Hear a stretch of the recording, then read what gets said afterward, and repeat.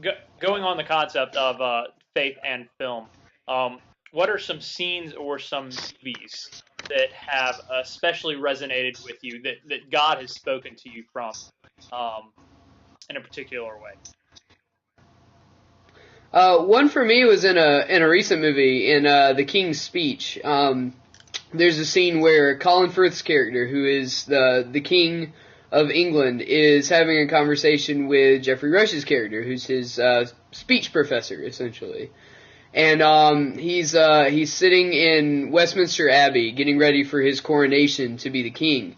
And Colin Firth's character really never planned on being the king. He's the younger son.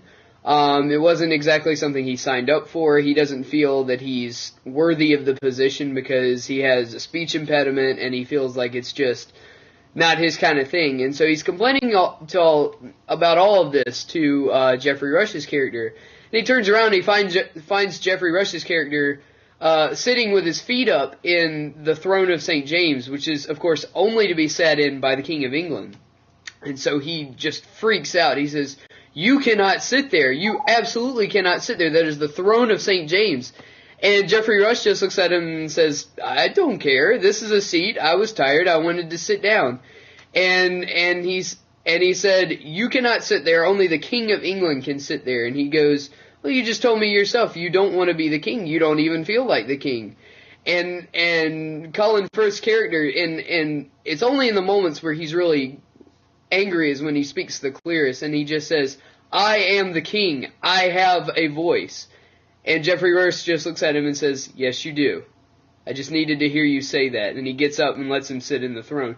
And it's a very beautiful scene of, to me, it says a lot of things about vocation, and calling, where, the king here has, whether he likes it or not, he has been called to be the King of England at a very difficult time in England's history.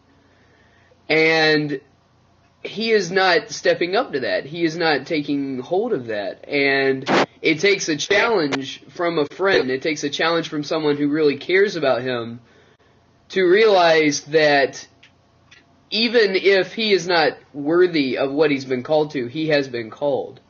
And especially as a student in seminary, I can understand that. I can understand the idea of not feeling up to what you've been called to. And sometimes having people to challenge us, having people to be that iron sharpening iron for us, is what we need to, really take on what God has called us to do.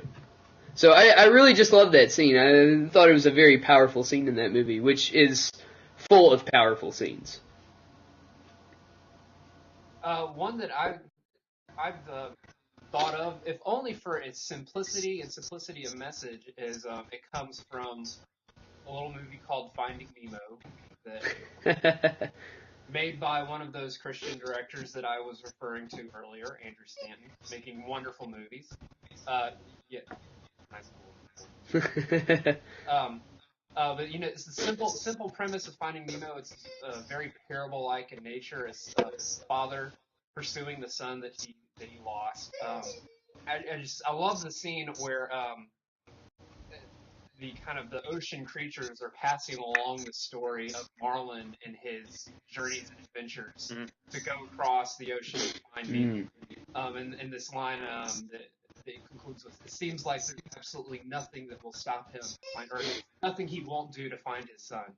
Yeah. And I thought that was really cool, very clear, very simple, about how God loves us so much that He would just the ends of everything to be in communion and relationship with us. I thought that was really cool. It's a cool moment. All right. One, one just film geekery question for the two of you. I like how I'm doing this now while feeding my son. No problem. What would be one of your all-time favorite scenes in a movie? Just period. Ooh. Taylor, you want to go first? I've spent all this time already talking up Pixar movies, so I feel lame to invoke the name of yet another. Go for it. But yeah, I'm gonna have to. All right, favorite movie of all time, unchallenged, would be WALL-E. as those who are close to me are aware.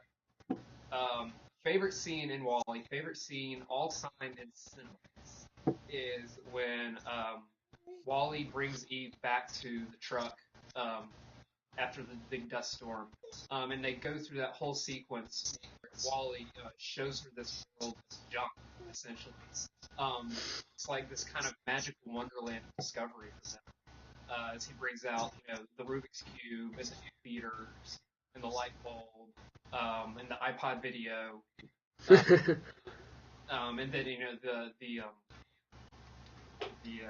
the lighter with the flame and how it just reflects off them so amazingly, and there's like this moment of love and longing and all this sort of stuff, and no dialogue the whole time, and it's just like there's so many human emotions packed in 10-minute sequence.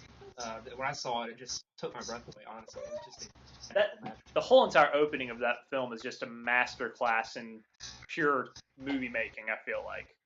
Yes, it should be film schools, and probably will be. Honestly, a lot of people.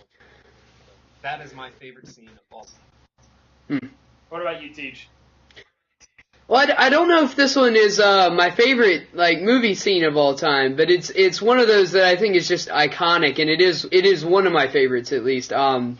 It's the final scene from Casablanca, which is for me the quintessential farewell scene. And I mean it's just got it's to me it is the prototype for doing like a goodbye scene. You have the unwillingness to say goodbye, but like the need to say goodbye at the same time, and kind of that tension there too. And there's just so many iconic lines you get in that. You get Humphrey Bogart saying, "Here's looking at you, kid," or maybe not today, maybe not tomorrow, but someday and soon for the rest of your life. There's just iconic lines, and just in terms of the movie's context, the